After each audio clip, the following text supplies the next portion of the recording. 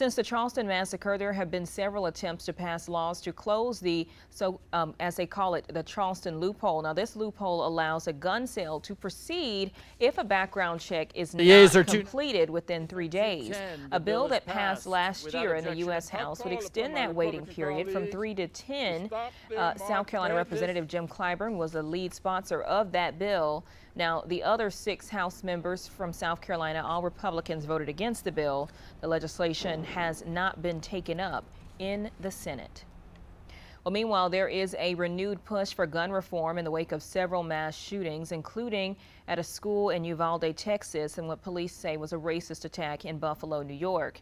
Senators in Washington hope to have new gun legislation finished by the time they go on a 2-week break, but finalizing that deal is proving to be difficult. Skylar Henry explains. Texas Senator John Cornyn was booed during a speech to his state's Republican convention on Friday. He's a traitor! Many in the crowd are upset about his involvement in gun control negotiations back in Washington. They're coming for your ARs. Cornyn, a lead negotiator for the GOP, said he has no intention of taking guns away from law-abiding Americans. Democrats pushed for an assault weapons ban. I said no.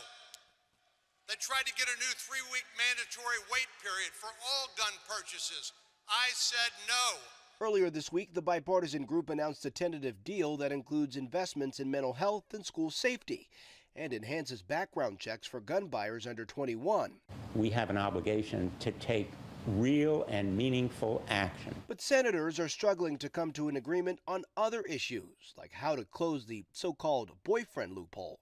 It keeps guns away from those convicted of domestic violence, but only if they've been married to or lived with the victim or have a child with them. There are no excuses. First Lady Jill Biden, a teacher for nearly 40 years, urged parents and teachers at the National PTA Convention to speak up. So Congress did not act after Columbine, after Sandy Hook, after Parkland. Nothing changed. The bill does not contain some reforms that have the president's support, like bans on assault weapons and high-capacity magazines. Skylar Henry, CBS News, Washington. Well, at least 10 Republican senators will need to support the package to overcome an expected GOP filibuster.